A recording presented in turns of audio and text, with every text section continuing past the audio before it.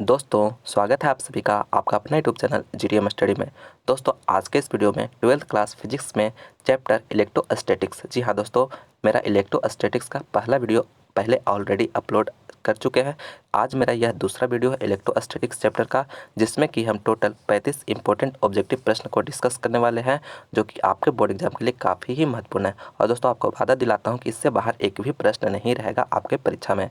तो इसलिए दोस्तों फटाफट आप 35 के 35 प्रश्न देख लीजिए, एक भी क्वेश्चन स्किप नहीं करिएगा, क्योंकि दोस्तों सभी प्रश्न आपके लिए महत्वपूर्ण है और काफ़ी शानदार तरह से बताया हुआ है, ताकि आप एक बार में ही समझ कर याद कर लें। ठीक है, तो चलिए आज की वीडियो शुरू करते हैं। जल्दी से इस वीडियो को लाइक कर दीजिए, अपने दोस्तों में शेयर कर दीजिएगा, और आप हमारे चैनल पर नए हैं तो चैनल को सब्सक्राइब भी जरूर कर लीजिएगा। यह है मेरा दूसरा वीडियो है, पहला वीडियो जिसमें कि हम 45 क्वेश्चन डिस्कस किए हैं, नहीं देखे हैं तो उसे भी जरूर से जरूर देख लीजिएगा। चलिए चलते हैं पहला प्रश्न पर। पहला प्रश्न में कह रहा है कि विद्युत फ्लक्स का एसआई मात्रक होता है। पहला ऑप्शन है वोल्ट पर मीटर, दूसरा है वोल्ट मीटर, और तीसरा है न्यूटन मीटर स्क्वायर पर कूलम, और चौथा है बी और सी दोनों। तो देखिए यहाँ पे विद्युत फ्लक्स दे रहा है, तो देखिए विद्युत फ्लक्स का जो एसआई मात्रक होता है वह क्या होता है। तो देखिए अभी आपको हम निकाल कर बताते हैं। फार्मूला क्या होता है, फाई इजकल टू ई ए होता है। ठीक है, ई ए होता है, और आप ई का जो जानते होंगे कि यूनिट क्या होता है, वोल्ट पर मीटर होता है, और एरिया का क्या हो गया, तो यह मीटर स्क्वायर हो गया। तो इसको 1 मीटर से 1 मीटर काटिए तो कितना आ जाएगा, तो यह वोल्ट मीटर आ गया। ठीक है, यानी कि मेरा बी ऑप्शन यहाँ पे मिल रहा है वोल्ट मीटर। और दोस्तों यहाँ पे इसका जो एक और फर्क होता है, इसका मात्रक फाई इक्वल टू क्या होता है, ई ए होता है। ठीक है, और ई बराबर जो फार्मूला होता है एफ बटा के क्यू होता है। ठीक है, और ए हो गया। ठीक है, तो एफ का मेरा यूनिट क्या हो जाएगा, न्यूटन हो जाएगा, और एरिया का क्या होता है, मीटर स्क्वायर, और क्यू का क्या होता है, कूलम होता है। ठीक है, यानी न्यूटन मीटर स्क्वायर पर कूलम, यानी बी और सी दोनों हो रहा है। ठीक है, तो इसका मेरा जो राइट आंसर हो जाएगा क्या हो जाएगा, बी और सी दोनों, यानी डी ऑप्शन यहाँ पे मेरा करेक्ट आंसर हो रहा है। अगला क्वेश्चन दूसरा नंबर में कह रहा है कि गॉस के नियमानुसार कौन सही है। गॉस के नियमानुसार कौन सही है, ये ऑप्शन दे रहा है phi equal to Q epsilon naught, दूसरा में दे रहा है phi equal to Q epsilon naught, और तीसरा में दे रहा है phi equal to epsilon naught बटा के क्यू, और चौथा में दे रहा है फाई इजकल टू 1 बटा के क्यू एप्सिलॉन नॉट। तो देखिए गॉस के नियमानुसार जो सही है, कौन सही है, वह ए ऑप्शन यहाँ पे करेक्ट आंसर है, यानी कि फाई इजकल टू जो होता है क्यू एप्सिलॉन नॉट के बराबर होता है। तो मेरा ए ऑप्शन यहाँ पे बिल्कुल करेक्ट आंसर हो गया। अगला क्वेश्चन तीसरा नंबर में कह रहा है कि साबुन के एक बुलबुले को कुछ ऋणात्मक आवेश दिया जाता है, इसकी त्रिज्या, यानी साबुन का एक बुलबुला है, उसको कुछ निगेटिव चार्ज दे रहे हैं, तो उसकी जो त्रिज्या होगा वह क्या होगा, घटेगी, बढ़ेगी, अपरिवर्तित रहेगी, या इनमें से कोई नहीं। तो साबुन का बुलबुला अगर उसमें आप निगेटिव चार्ज देते हैं तो उसका जो त्रिज्या होती है वह बढ़ती है। ठीक है, बढ़ती है, तो बी ऑप्शन यहाँ पे बिल्कुल करेक्ट आंसर हो गया, बढ़ती है। अगला क्वेश्चन चौथा नंबर में कह रहा है कि एप्सिलॉन नॉट का मान बराबर होता है, यानी आपसे एप्सिलॉन नॉट का जो है वैल्यू पूछा जा रहा है। तो इसका जो वैल्यू होता है दोस्तों वो कितना होता है, 8.85 इंटू 10⁻12 होता है। ठीक है, इस वैल्यू को आप याद रखिएगा, क्योंकि आपके लिए काफ़ी ही महत्वपूर्ण है। ठीक है, तो यहाँ पे कौन सा ऑप्शन में मिल रहा है, मेरा ए ऑप्शन में मिल रहा है, तो ए ऑप्शन यहाँ पे बिल्कुल करेक्ट आंसर हो जाएगा 8.85 इंटू 10⁻12। ठीक है, एप्सिलॉन नॉट का जो मान होता है वो ए ऑप्शन करेक्ट है। अगला क्वेश्चन पाँचवा में कह रहा है कि निम्नलिखित में कौन सही है। निम्नलिखित में कौन सही है, तो पहला ऑप्शन था ई बराबर एफ बटा के क्यू, एफ बराबर ई बटा के क्यू, और तीसरा में दे रहा है क्यू इक्वल टू ई बटा के एफ, और चौथा में इनमें से कोई नहीं।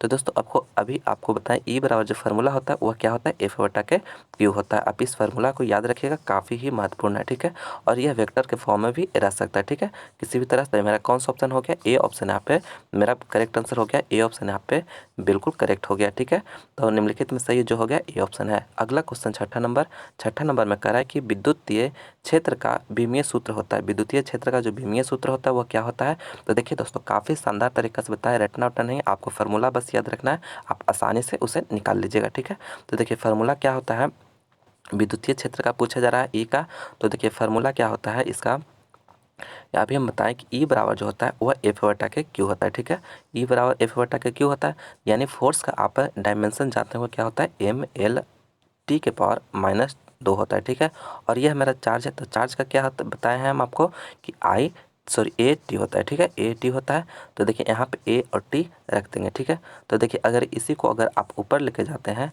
तो क्या हो जाएगा, एम एल टी के पावर -3 और ए के पावर -1 हो जाएगा। ठीक है, समझ रहे हैं, तो यहाँ पे देखिए इसको ए और टी को ऊपर लेके गया तो यह इस फॉर्म में मैंने आ गया, एम एल टी के पावर -3 ए के पावर -3।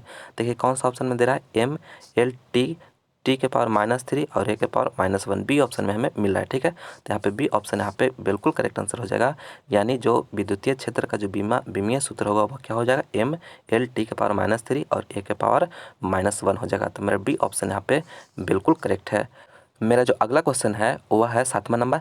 7वां नंबर में कह रहा है कि विद्युत द्विध्रुव आघूर्ण यानी इलेक्ट्रिक डायपोल मोमेंट का बीमा होता है। देखिए आपसे पूछा जा रहा है इलेक्ट्रिक डायपोल मोमेंट का आपसे बीमा पूछा जा रहा है। तो पहला ऑप्शन है ए टी, दूसरा आंसर है एल और तीसरा आंसर ए एल टी और चौथा में इनमें से कोई नहीं। तो दोस्तों आपको हम प्रीवियस वीडियो में बताए थे कि इलेक्ट्रिक डायपोल मोमेंट का जो यूनिट होता है वह क्या होता है, तो कूलॉम मीटर होता है। ठीक है, कूलॉम मीटर होता है। ठीक है, तो देखिए कूलॉम का यानी कूलॉम यानी क्या, चार्ज, चार्ज यानी क्यू। तो क्यू का डायमेंशन क्या बताएं आपको, ए और टी बताएं। ठीक है, ए टी बताए हैं और यह मीटर है, मीटर का क्या हो जाएगा, एल हो जाएगा। ठीक है, तो इसी को अगर हम साथ में लिखेंगे तो क्या हो जाएगा, ए टी और ए टी इंटू एल हो गया। ठीक है, तो इसी को अगर देखिए कौन सा ऑप्शन में मिल रहा है, ए एल टी के रूप में लिख सकते हैं। तो मेरा कौन सा ऑप्शन में मिल रहा है, तो सी ऑप्शन में मिल रहा है। तो मेरा सी ऑप्शन यहाँ पे बिल्कुल करेक्ट आंसर हो गया।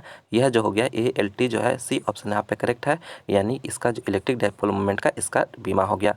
तो सी करेक्ट हो गया। अगला क्वेश्चन है 8वां नंबर। 8वां नंबर में कह रहा है कि किसी आवेशित समतल चादर के नज़दीक तीव्रता का मान होता है। किसी जो है आवेशित समतल चादर के नज़दीक जो है उसका तीव्रता का जो मान होता है वह क्या होता है, सिग्मा बट्टा के एप्सिलॉन नॉट, सिग्मा बट्टा के 2 एप्सिलॉन नॉट और सिग्मा गुने एप्सिलॉन नॉट और चौथा तरह इनमें से कोई नहीं। तो किसी भी आवेशित समतल चादर के नज़दीक के जो तीव्रता का मान जो होता है वह बी ऑप्शन यहाँ पे सिग्मा बट्टा के 2 एप्सिलॉन नॉट के बराबर होता है। तो बी ऑप्शन यहाँ पे मेरा बिल्कुल करेक्ट आंसर हो गया। अगला क्वेश्चन 9 नंबर में कह रहा है कि दो सुचालक गोलों अलग अलग आवेशित करने के बाद परस्पर जोड़ दिए जाते हैं। ठीक है, दो कहने का मतलब दो गोला है। ठीक है, दो सुचालक गोला है तो उसको अलग अलग आवेशित करने पर परस्पर जोड़ दिए जाते हैं। तो क्या ऑप्शन इससे बता है। ठीक है, कौन सा ऑप्शन होगा कि दोनों गोलों की ऊर्जा संरक्षित रहेगी, दोनों गोलों की आवेश संरक्षित रहता है, ऊर्जा और आवेश दोनों संरक्षित रहता है, या इनमें से कोई नहीं। यानी दो गोला है, ठीक है, दो स्फीयर है, अलग अलग है। ठीक है, उसको आवेशित किया जा रहा है और परस्पर जोड़ दिया जा रहा है। तो उसका जो होगा दोनों गोलों के जो आवेश का जो मान होगा वह संरक्षित रहेगा। ठीक है, तो बी ऑप्शन यहाँ पे बिल्कुल करेक्ट आंसर हो गया, दोनों गोलों के आवेश जो है संरक्षित रहता है। ठीक है, अगला क्वेश्चन मेरा है 10वां नंबर। 10वां में कह रहा है कि वायु में स्थित एकांक धनावेश से निकलने वाले संपूर्ण फ्लक्स का मान होता है। वायु में स्थित जो एकांक धनावेश है यानी यूनिट पॉजिटिव चार्ज जो है उससे निकलने वाले संपूर्ण फ्लक्स का जो मान होता है वह क्या होगा, एप्सिलॉन नॉट होगा, 1/के एप्सिलॉन नॉट होगा, 1/के 4 पाई एप्सिलॉन नॉट होगा या 4 पाई एप्सिलॉन नॉट होगा। तो देखिए वायु में जो है स्थित एकांक धन यानी यूनिट पॉजिटिव चार्ज के लिए जो संपूर्ण फ्लक्स का जो वैल्यू होता है वो कितना होता है, 1/के एप्सिलॉन नॉट होता है। ठीक है, तो मेरा कौन सा ऑप्शन सही हो जाएगा, बी ऑप्शन यहाँ पे मेरा करेक्ट आंसर हो गया, 1/के एप्सिलॉन नॉट। काफ़ी महत्वपूर्ण प्रश्न है, अच्छी तरह से इसे याद कर लीजिएगा। और दोस्तों अभी तक इस वीडियो को लाइक नहीं किया तो लाइक जरूर करिएगा, अपने दोस्तों में ज़्यादा से ज़्यादा शेयर करिएगा और आप हमारे चैनल पर नए हैं तो प्लीज़ चैनल को सब्सक्राइब भी जरूर कर लीजिएगा। अगला क्वेश्चन मेरा है कि एक प्रोटॉन को 1 वोल्ट विभवांतर से त्वरित किया जाता है तो इसके द्वारा ग्रहण की गई ऊर्जा होगी। यानी एक प्रोटॉन है, ठीक है, उसको 1 वोल्ट विभवांतर से जो है त्वरित किया जा रहा है तो इसका जो ग्रहण की गई जो ऊर्जा होगा वह क्या होगा। ठीक है, 0 होगा, 1 इलेक्ट्रॉन वोल्ट होगा, 2 इलेक्ट्रॉन वोल्ट होगा या 4 इलेक्ट्रॉन वोल्ट होगा। तो इसका जो राइट आंसर हो जाएगा वह 1 इलेक्ट्रॉन वोल्ट होगा। बी ऑप्शन यहाँ पे बिल्कुल करेक्ट आंसर हो जाएगा, बी ऑप्शन यहाँ पे 1 इलेक्ट्रॉन वोल्ट करेक्ट हो जाएगा। अगला क्वेश्चन 12 नंबर में कह रहा है कि एक समान विद्युतीय क्षेत्र में द्विध्रुव के विक्षेपण में किया गया कार्य होगा। यानी एक समान विद्युतीय क्षेत्र में द्विध्रुव के विक्षेपण में जो किया गया कार्य होगा वो क्या होगा, W = PE × 1 - cos theta, W = PE 1 + sin theta, W = PE 1 - sin theta और डी में दे रहा है W = PE 1 + cos थीटा। तो एक समान विद्युतीय क्षेत्र में द्विध्रुव के विक्षेपण से जो किया गया कार्य होता है वह W = होता है PE × 1 - cos थीटा होता है। ठीक है, cos थीटा, आप इस फार्मूला को आप याद रखिएगा, काफ़ी ही आपके लिए महत्वपूर्ण है। तो मेरा कौन सा ऑप्शन मिल रहा है, तो ये ऑप्शन यहाँ पे करेक्ट आंसर हो जा रहा है कि W = PE 1 - cos थीटा। अगला क्वेश्चन मेरा है 13 नंबर। 13 नंबर में कह रहा है कि एक समान विद्युतीय क्षेत्र में द्विध्रुव के विक्षेपण में किया गया महत्तम कार्य होगा। ठीक है, जस्ट अभी आपको बताया कि फार्मूला क्या होता है, W = जो होता है PE × 1 कॉस थीटा होता है, ठीक है। कॉस थीटा यह फार्मूला होता है, किया गया कार्य समान विद्युतीय क्षेत्र में द्विध्रुव के विक्षेपण में जो किया गया कार्य का फार्मूला होता है यह होता है, ठीक है। तो दोस्तों आपको सोचना है कि थीटा के किस वैल्यू के लिए जो होता है यह जो यहाँ पे यह जो वैल्यू होगा मैक्सिमम होगा, ठीक है। तो देखिए आपको हम 3 वैल्यू धर के बता रहे हैं, आपको 3 में आपका जो सबसे मैक्सिमम निकलेगा वही मेरा यहाँ पे आंसर होगा, ठीक है। तो देखिए सबसे पहले मेरा थीटा इक्वल टू जो है हम 0 धर रहे हैं, ठीक है। थीटा इक्वल टू 0 डिग्री धर रहे हैं, तो मेरा इसका कॉस थीटा का जो मान क्या हो जाएगा, तो वहाँ पे 1 हो जाएगा, ठीक है। अगर आप थीटा की जगह पे 90 डिग्री धरिएगा तो वहाँ पे क्या होगा उसका मान, इसका मान जो हो जाएगा 0 हो जाएगा कॉस थीटा का, ठीक है। और अगला अगर हम थीटा की जगह 180 डिग्री धरते हैं तो इसका जो वैल्यू हो जाएगा वह क्या हो जाएगा, -1 हो जाएगा, ठीक है, -1 हो जाएगा। तो यहाँ पे देखिए अगर यहाँ पे 1 धरते हैं तो ये पूरा वैल्यू हमें 0 बना देता है, ठीक है, पूरा वैल्यू हमें 0 बना देता है, तो यह तो नहीं होगा। अगर इसको यहाँ पे 0 धरते हैं तो यह PE निकल कर आएगा, ठीक है, PE निकल कर आएगा। हम सब अलग अलग बता रहे हैं आपको। और यहाँ पे अगर माइनस यानी कि 180 धरते हैं तो यहाँ पे -1 आएगा, और -1 हो गया। और देखिए इसको बताते हैं क्लियर करके, यहाँ पे हो जाएगा कि W इक्वल टू PE और इंटू 1 माइनस, ठीक है। तो कितना हो जाएगा, यह PE गुने यह माइनस माइनस प्लस, तो यानी 2 हो गया, यानी 2 PE निकल कर आएगा, यानी महत्तम कार्य जो होगा वह क्या हो जाएगा 2 PE होगा, ठीक है। बी ऑप्शन यहाँ पे करेक्ट आंसर। किस तरह से बताएं, यहाँ पे थीटा जो होगा 180 अगर आप रखते हैं तो यहाँ पे मैक्सिमम कार्य किया जाएगा, ठीक है। तो यानी समान विद्युतीय क्षेत्र में द्विध्रुव के विक्षेपण में जो किया गया महत्तम कार्य होगा वह 2 PE होगा। तो बी ऑप्शन यहाँ पे करेक्ट आंसर हो गया। अगला क्वेश्चन करने से पहले दोस्तों आपसे छोटी सी रिक्वेस्ट है कि प्लीज़ इस वीडियो को लाइक जरूर करिएगा, अपने दोस्तों में ज़्यादा से ज़्यादा शेयर करिएगा, और आप हमारे चैनल को अभी तक सब्सक्राइब नहीं किए तो प्लीज़ चैनल को सब्सक्राइब भी जरूर कर लीजिएगा। नेक्स्ट क्वेश्चन 14 नंबर में कह रहा है कि एक आविष्ट चालक की सतह के किसी भी बिंदु पर विद्युत क्षेत्र की तीव्रता शून्य होती है, सतह के लंबवत होती है, सतह के स्पर्शीय होती है, सतह से 45 डिग्री के कोण पर होती है। यानी आविष्ट चालक के सतह पर किसी भी बिंदु पर जो होता है विद्युत क्षेत्र की तीव्रता क्या होती है, तो सतह के लंबवत होती है, ठीक है। आपको याद रखना है सतह के लंबवत होती है। देखिए इस तरह से जो होता है परपेंडिकुलर होता है, ठीक है। तो मेरा बी ऑप्शन यहाँ पे बिल्कुल करेक्ट आंसर हो जाएगा, सतह के लंबवत होती है, विद्युत क्षेत्र की तीव्रता जो होगी सतह के लंबवत होती है। अगला क्वेश्चन 15 नंबर में कह रहा है कि एक बंद पृष्ठ के अंदर विद्युत द्विध्रुव स्थित है, तो बंद पृष्ठ से निर्गत कुल विद्युत फ्लक्स का होगा, विद्युत फ्लक्स जो होगा कुल निर्गत फ्लक्स का विद्युत फ्लक्स क्या होगा। तो देखिए कोई बंद पृष्ठ के अंदर है, ठीक है, कोई बंद पृष्ठ है, इसमें कह रहा है कि विद्युत द्विध्रुव को स्थित है, यानी एक पॉजिटिव चार्ज और एक नेगेटिव चार्ज, ठीक है। तो यहाँ पे देखिए पूछा जा रहा है कि कुल विद्युत फ्लक्स क्या होगा, शून्य होगा, अनंत होगा, Q बटा के एप्सिलॉन नॉट होगा, या एप्सिलॉन नॉट बटा के Q होगा। तो दोस्तों आपको बता दूं कि गॉस नियम के अनुसार जो है इसका जो होता है मैंने टोटल विद्युत फ्लक्स कौन सा होता है वह Q बटा के एप्सिलॉन नॉट होता है, कब, जब इसमें कोई चार्ज रखा हो, ठीक है। तो दोस्तों यहाँ पे अगर आपका नेट चार्ज अगर जीरो यहाँ पे सॉरी प्लस होगा, अगर नेट चार्ज अगर आपका 0 आ जाता है तो उसमें जो होगा विद्युत फ्लक्स का जो मान होगा वह शून्य हो जाता है, ठीक है।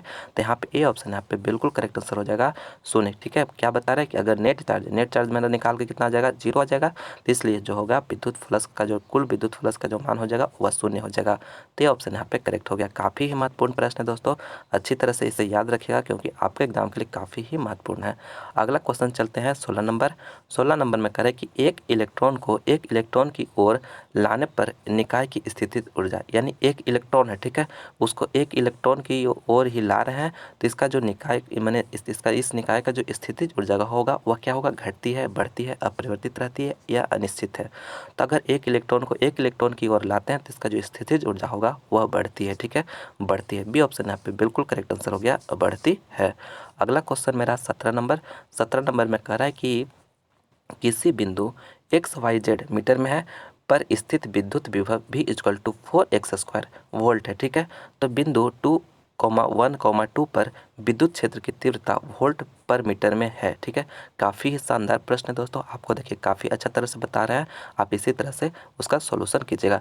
देखिए आप विद्युत क्षेत्र की तीव्रता E बराबर जो रिलेशन क्या जानते हैं कि माइनस dV बटा के dx होता है, ठीक है, माइनस dV बटा के dx होता है, यह मेरा जो है विद्युत क्षेत्र की तीव्रता बताता है, ठीक है।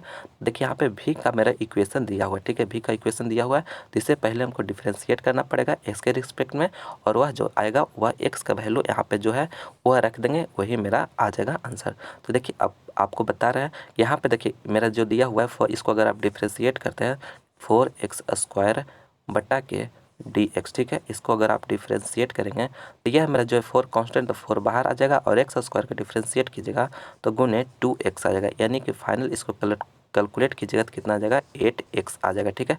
8x आ गया और x का मेरा जो वैल्यू हो गया, यह मेरा जो है 2 जो है x का वैल्यू है और यह जो होगा निगेटिव में होगा, ठीक है, क्योंकि इसका जो है निगेटिव में रहता है तो यह निगेटिव में रहेगा। तो यहाँ पे अगर x के जगह पे 2 धरते हैं तो क्या आ जाएगा इसका वैल्यू, इसका जो वैल्यू अगर x के जगह पे 2 धरते हैं तो यहाँ पे वैल्यू मेरा 8x आ रहा है, तो इसको 2 धरेंगे तो 8 गुने 2, तो कितना आ गया -16 आ गया, ठीक है। -16 आ गया। देखिए -16 किस में है, ए ऑप्शन में दे रहा है। 16 ऋणात्मक होना चाहिए और x अक्ष के अनुदिश होना, यानी x डायरेक्शन में होना चाहिए, ठीक है। देखिए मेरा ए ऑप्शन यहाँ पे बिल्कुल करेक्ट आंसर हो जा रहा है, 16 और ऋणात्मक और x अक्ष के अनुदिश, ठीक है। तो इस 16 वोल्ट पर मीटर हो जाएगा, ठीक है। तो मेरा कौन सा ऑप्शन हो गया, ए ऑप्शन यहाँ पे बिल्कुल करेक्ट आंसर हो। क्या किया, कुछ नहीं, बस इस इक्वेशन को डिफ्रेंशिएट करके मेरा कितना आ गया था, वह e इक्वल टू हो गया -8x आया, ठीक है। -8x आया और इसी में x का जो मेरा 2 है जो वैल्यू, यह x का वैल्यू है, यह y का, यह z का, ठीक है। मीटर में दिया हो तो यहाँ पे 2 धर देंगे तो 8 गुने 2 हो गया, तो इसी को कैलकुलेट करके आ गया था -16, ठीक है। और यह x डायरेक्शन में है, तो ये ऑप्शन करेक्ट हो गया।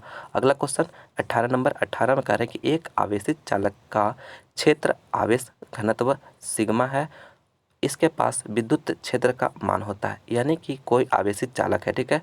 इसका पृष्ठीय आवेश घनत्व जो दिया हुआ है सिग्मा है, तो इसके पास विद्युत क्षेत्र का जो मान होता है वह क्या होता है, तो पहला ऑप्शन में दे रहा है सिग्मा बटे के एप्सिलॉन नॉट, दूसरा में दे रहा है सिग्मा बटे के 2 एप्सिलॉन नॉट और तीसरा में दे रहा है 0 और चौथा में दे रहा है एप्सिलॉन नॉट बटा के 2। तो देखिए आवेशित चालक के क्षेत्र आवेश घनत्व जो है सिग्मा है, तो इसके पास जो विद्युत क्षेत्र का जो मान होगा वह क्या होगा, सिग्मा बटा के एप्सिलॉन नॉट के बराबर होगा। तो ए ऑप्शन यहाँ पे मेरा बिल्कुल करेक्ट आंसर हो गया। अगला क्वेश्चन 19वां नंबर में कह रहा है कि एक इलेक्ट्रॉन एक प्रोटॉन एक दूसरे को समीप आ रहे हैं, तो इसका निकाय का स्थितिज ऊर्जा, ठीक है। इस निकाय का जो स्थितिज ऊर्जा है यानी एक इलेक्ट्रॉन है और एक प्रोटॉन है, ठीक है। यह दोनों समीप आ रहा है, ठीक है, समीप आ रहा है, तो समीप आ रहा है तो इसका जो होगा स्थितिज ऊर्जा घटेगी या बढ़ती है या परिवर्तित रहती है, अनिश्चित है, ठीक है। तो एक इलेक्ट्रॉन और एक प्रोटॉन जो रहेगा जब समीप आते हैं तो इसका जो स्थितिज ऊर्जा होती है वह घटती है, ठीक है, वह घटती है। तो ये ऑप्शन यहाँ पे बिल्कुल करेक्ट आंसर हो जाएगा, घटती है। यही अगर इलेक्ट्रॉन रहता तो वहाँ पे प्रीवियस क्वेश्चन में कराए थे कि बढ़ती है, ठीक है, लेकिन यहाँ पे इलेक्ट्रॉन है और एक प्रोटॉन है तो इसलिए मेरा यहाँ पे घटती हो जाएगा, ठीक है। इसका स्थितिज ऊर्जा जो होगी घटती है। अगला क्वेश्चन करने से पहले दोस्तों, अगर आप मेरा इलेक्ट्रोस्टैटिक्स चैप्टर का पहला वीडियो नहीं देखे हैं तो उसे ज़रूर देखिएगा दोस्तों, क्योंकि उसमें भी आपको 45 महत्वपूर्ण ऑब्जेक्टिव प्रश्न करवाए हैं जो कि आपके बोर्ड एग्जाम के लिए काफ़ी ही महत्वपूर्ण है। और दोस्तों आपको वादा दिलाता हूँ कि इससे बाहर एक भी प्रश्न नहीं रहेगा, तो प्लीज़ आप उसे भी जरूर देखिएगा। अगला क्वेश्चन 20वां नंबर में कह रहा है कि यदि किसी खोखले गोलीय चालक को धन आवेशित किया जाए तो उसके भीतर विभव होगा, शून्य होगा, धनात्मक और समरूप होगा, धनात्मक और असमरूप होगा, ऋणात्मक और असमरूप होगा। तो यदि देखिए खोखले गोलीय चालक है, ठीक है, उसको धन आवेशित किया जा रहा है तो उसके भीतर का जो विभव होगा दोस्तों वह धनात्मक और समरूप होगा, ठीक है, धनात्मक और स्वरूप। तो याद रखिएगा धनात्मक और स्वरूप होगा। अगला क्वेश्चन मेरा है 21वां नंबर 21 में कह रहा है कि द्रव की एक बूंद को आवेशित करने पर सिकुड़ने की प्रवृत्ति, यानी एक द्रव का बूंद है उसको आवेशित करने पर जो सिकुड़ने की प्रवृत्ति होगी वह क्या होगी, बढ़ती है, घटती है, अपरिवर्तित रहती है, या इनमें से कोई नहीं। तो द्रव का एक बूंद को जब आप उसे चार्ज करते हैं तो उसको सिकुड़ने का जो प्रवृत्ति है वह घटती है, ठीक है, घटती है। तो बी ऑप्शन यहाँ पे करेक्ट आंसर हो गया। काफ़ी महत्वपूर्ण प्रश्न है, याद रखिएगा इसे। अगला क्वेश्चन मेरा है 22वां नंबर 22 में कह रहा है कि R1 व R2 त्रिज्याओं के दो चालक गोलों के पृष्ठों पर आवेशों के पृष्ठ घनत्व बराबर है, तो इसके पृष्ठों पर विभवों का अनुपात होगा। तो पहला ऑप्शन है R1 के स्क्वायर अनुपात R2 के स्क्वायर, दूसरा में R1 अनुपात R2 और तीसरा में R2 अनुपात R1 और चौथा में 1 अनुपात 1, ठीक है। तो देखिए इसका जो राइट आंसर हो जाएगा यह मेरा बी ऑप्शन हो जाएगा, यानी R1 अनुपात के R2 हो जाएगा, ठीक है। तो बी ऑप्शन यहाँ पे बिल्कुल करेक्ट आंसर हो गया। अगला क्वेश्चन मेरा है 23वां नंबर 23 में कह रहा है कि एक धनावेश को निम्न विभव के क्षेत्र से उच्च विभव के क्षेत्र में ले जाया जाता है तो आवेश की स्थितिज ऊर्जा बढ़ेगी, घटती है, घटेगी, अपरिवर्तित रहेगी या इनमें से कोई नहीं। यानी एक धनावेश है माने कोई पॉजिटिव चार्ज है, उसको निम्न विभव से उच्च विभव की ओर ले जाया जा रहा है, ठीक है। तो उसका जो आवेश का जो स्थितिज ऊर्जा होगी वह क्या होगी, तो यह जो हो जाएगी वह बढ़ती है, ठीक है। आप याद रखिएगा बढ़ती है। तो मेरा ए ऑप्शन यहाँ पे करेक्ट आंसर हो गया। अगला क्वेश्चन 24 नंबर 24 में कह रहा है कि विद्युत द्विध्रुव के अक्षीय एवं निरक्षीय स्थिति में तीव्रता का अनुपात होता है। काफ़ी ही महत्वपूर्ण प्रश्न है दोस्तों आपके लिए, बोर्ड परीक्षा के लिए, ठीक है। तो इसे आप जरूर से जरूर याद रखिएगा। कह रहा है कि विद्युत द्विध्रुव के अक्षीय और निरक्षीय स्थिति में जो तीव्रता का जो अनुपात होता है वह क्या होता है, तो यह 2:1 होता है, ठीक है। तो ये ऑप्शन यहाँ पे बिल्कुल करेक्ट आंसर हो जाएगा 2:1। अगला क्वेश्चन मेरा 25वां नंबर 25 में कह रहा है कि किसी वस्तु पर आवेश का कारण है, किसी भी वस्तु पर जो आवेश का कारण होता है वह क्या होता है, न्यूट्रॉन के स्थानांतरण, प्रोटॉन का स्थानांतरण, इलेक्ट्रॉन का स्थानांतरण या इनमें से कोई नहीं। देखिए कोई भी वस्तु है, ठीक है, इसमें आवेश का जो कारण होता है वह इलेक्ट्रॉन के स्थानांतरण का होता है, ठीक है। तो सी ऑप्शन यहाँ पे मेरा बिल्कुल करेक्ट आंसर हो जाएगा इलेक्ट्रॉन का स्थानांतरण। यानी उसमें अगर इलेक्ट्रॉन के बने आने जाने का बने कारण ही उस पर आवेश आता है, ठीक है। यानी अगर आप इलेक्ट्रॉन को ऐड करते हैं यानी जोड़ते हैं तो उस पर जो है नेगेटिव चार्ज आता है, अगर इलेक्ट्रॉन को बाहर निकालते हैं तो उस पर जो आता है वह पॉजिटिव चार्ज आता है, ठीक है। आप इस तरह से याद रखिएगा। तो यह मेरा जो हो गया इलेक्ट्रॉन के स्थानांतरण के कारण किसी भी वस्तु का आवेश का कारण है, ठीक है। तो मेरा सी ऑप्शन यहाँ पे करेक्ट हो गया। अगला क्वेश्चन मेरा है 26 नंबर। प्लीज़ दोस्तों प्लीज़ आप अभी तक हमारे इस चैनल को सब्सक्राइब नहीं किए तो प्लीज़ चैनल को सब्सक्राइब भी जरूर कर लीजिएगा, क्योंकि आपके लिए काफ़ी मेहनत से वीडियो बना कर लाते हैं दोस्तों, ताकि आप अपना एग्जाम में ज़्यादा से ज़्यादा बेहतर परफॉर्मेंस करके ज़्यादा मार्क्स लाइए। अगला क्वेश्चन 26 नंबर 26 में कह रहा है कि समविभवी पृष्ठ पर एक इलेक्ट्रॉन को एक बिंदु से दूसरे बिंदु तक विस्थापित करने में कार्य इलेक्ट्रॉन पर होता है, कार्य इलेक्ट्रॉन द्वारा होता है, कार्य अनंत होता है, कार्य नहीं होता है। देखिए समविभवी पृष्ठ यानी कि यह जो है पोटेंशियल डिफरेंस जो है सेम है, ठीक है। यानी कि ये कोई पृष्ठ है, इस पे जो है पोटेंशियल भी है, ठीक है। तो एक इलेक्ट्रॉन को एक बिंदु यानी इस पॉइंट ए से जो है हम बी पे ला रहे हैं, ठीक है, बी पे ला रहे हैं। तो कहा जा रहा है कि बिंदु तक विस्थापित करने पर कार्य जो है इलेक्ट्रॉन द्वारा होता है, कार्य इलेक्ट्रॉन माने इलेक्ट्रॉन पर होता है, कार्य इलेक्ट्रॉन द्वारा होता है, कार्य अनंत होता है या कार्य नहीं होता है। तो दोस्तों आपको एक बता दूं कि अगर एक ही पोटेंशियल हो, ठीक है, माने कोई भी पृष्ठ है उस पर एक ही पोटेंशियल भी हो, तो अगर एक पॉइंट से आप दूसरे पॉइंट पर ले जा रहे हैं तो वहाँ पे जो है कार्य W जो होगा वह नहीं होगा, ठीक है। तो इसका जो राइट आंसर हो जाएगा डी हो जाएगा, यानी डी ऑप्शन यहाँ पे मेरा कार्य नहीं होता है, ठीक है। तो क्या बताया कि अगर एक ही ने उसका पोटेंशियल डिफरेंस भी है तो एक बिंदु से दो बिंदु पर ले जाने में वहाँ पे कोई भी कार्य नहीं होगा। तो डी ऑप्शन करेक्ट हो गया। अगला क्वेश्चन मेरा 27 नंबर 27 में करे कि यदि समरूप विद्युत क्षेत्र x दिशा में हो, ठीक है, समरूप विद्युत क्षेत्र जो है x दिशा में हो तो समविभीय तल होगा। यानी कि अगर विद्युत क्षेत्र जो है x समरूप विद्युत क्षेत्र x दिशा में हो तो समविभीय जो तल होता है वह किस में होता है, xy तल में होता है, yz तल में होता है, XZ तल में होता है या कहीं भी हो सकता है। तो समविभीय जो तल होगा दोस्तों वह YZ तल में होगा, ठीक है, YZ तल में। तो बी ऑप्शन यहाँ पे YZ प्लेन में होगा, तो बी ऑप्शन यहाँ पे करेक्ट आंसर हो गया। यानी समरूप विद्युत क्षेत्र अगर x डायरेक्शन में रहेगा तो उसका जो समविभीय तल जो होगा प्लेन जो होगा वह YZ प्लेन में होगा, तो बी करेक्ट हो गया। अगला क्वेश्चन मेरा 28वां नंबर 28वां में कह रहा है कि निम्नलिखित में से विभव प्रवणता है, यानी निम्नलिखित में विभव प्रवणता जो है वह कौन है, dv बटा के dx है, dv बटा के dx स्क्वायर है, dv स्क्वायर बटा के dx है और चौथा में है dx बटा के dv है। तो विभव प्रवणता यानी ई बराबर क्या होता है, फार्मूला माइनस dv बटा के dx होता है, ठीक है। तो देखिए कौन सा dv बटा के dx ए ऑप्शन में मिल रहा है, तो ये ऑप्शन यहाँ पे मेरा करेक्ट आंसर हो जाएगा। अगला क्वेश्चन मेरा 29 नंबर 29 में कह रहा है कि अनंत लंबाई के आवेशित बेलनाकार चालक की अक्ष से r दूरी पर विद्युत क्षेत्र होगा। यह जो है अनंत लंबाई के आवेशित बेलनाकार चालक है, ठीक है, सिलेंडर कंडक्टर है। तो इसके r अक्ष पर जो विद्युत क्षेत्र का होगा वह क्या होता है, तो E इक्वल टू जो होता है 1/2 pi epsilon not lambda r होता है, ठीक है। तो आप इस फार्मूला को याद रखिएगा, यह जो हो जाता है सिलेंडर कंडक्टर के लिए होता है, ठीक है। तो मेरा कौन सा ऑप्शन हो जाएगा, बी ऑप्शन यहाँ पे बिल्कुल करेक्ट आंसर हो गया। अगला क्वेश्चन मेरा 30वां नंबर 30 में कह रहा है कि आवेशित खोखले गोलाकार चालक के केंद्र पर विद्युत क्षेत्र तथा विभव दोनों ही शून्य होते हैं, विद्युत क्षेत्र नहीं होता है और विद्युत विभव शून्य होता है। और तीसरा में कह रहा है विद्युत क्षेत्र शून्य होता है और विद्युत विभव नहीं होता है, और चौथा में दे रहा है दोनों ही अनंत होते हैं। तो देखिए आवेशित खोखले गोलाकार चालक के केंद्र पर जो होता है विद्युत क्षेत्र शून्य होता है और विभव नहीं होता है, ठीक है। तो सी ऑप्शन यहाँ पे मेरा करेक्ट आंसर हो गया, विद्युत क्षेत्र शून्य होता है और विभव नहीं होता है, ठीक है। अगला क्वेश्चन 31 नंबर 31 में कह रहा है कि कूलॉम का प्रमेय है, कूलॉम का जो प्रमेय है वह क्या है, क्यू बटा के एप्सिलॉन नॉट, सिग्मा बटा के एप्सिलॉन नॉट और सिग्मा बटा के 2 एप्सिलॉन नॉट, इनमें से कोई नहीं। तो कूलॉम का जो प्रमेय है दोस्तों वह कौन सा है, तो यह इसका जो राइट आंसर हो जाएगा सिग्मा बटा के एप्सिलॉन नॉट होता है, ठीक है। यानी बी ऑप्शन यहाँ पे मेरा बिल्कुल करेक्ट आंसर हो रहा है। नेक्स्ट क्वेश्चन करने से पहले दोस्तों आपसे छोटी सी रिक्वेस्ट है, प्लीज़ इस वीडियो को लाइक जरूर करिएगा, अपने दोस्तों में ज़्यादा से ज़्यादा शेयर करिएगा, और अभी तक हमारे चैनल को सब्सक्राइब नहीं किया तो प्लीज़ चैनल को सब्सक्राइब भी जरूर कर लीजिएगा। अगला क्वेश्चन मेरा है 32 नंबर 32 में कह रहा है कि यदि गोले पर आवेश 10 माइक्रोकूलम हो तो उसकी सतह पर विद्युतीय फ्लक्स है।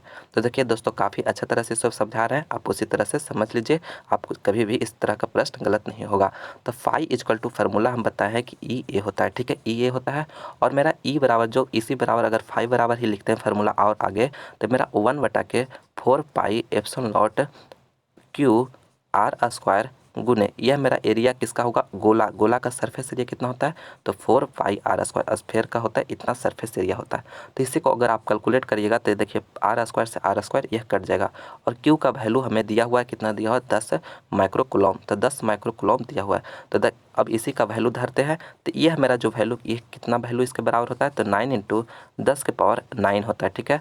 और ये मेरा क्यू का जो वैल्यू दिया हुआ 10 × 10 के पावर -6 हो जाएगा, ठीक है, गुने 4 पाई हो जाएगा, ठीक है। इतना मेरा आ गया, इतना आ गया। इसी को अगर आप कैलकुलेट करिएगा तो इसका जो फाइनल आंसर आ जाएगा वो कितना आ जाएगा, 36 पाई गुने 10 के पावर 4 मेरा फाइनल आंसर आ जाएगा। तो कौन सा ऑप्शन है, बी ऑप्शन में दे रहा है, तो बी ऑप्शन यहाँ पे करेक्ट हो गया। मेरा अगला क्वेश्चन है 33 नंबर 33 में कह रहा है कि एकल ध्रुव के कारण विभव समानुपाती होता है। तो पहला ऑप्शन दे रहा है भी directly proportional to R square, दूसरा में दे रहा है भी प्रोपोर्शनल टू 1/r स्क्वायर, तीसरा में दे रहा है भी प्रोपोर्शनल टू 1/r स्क्वायर और भी प्रोपोर्शनल टू 1/r³।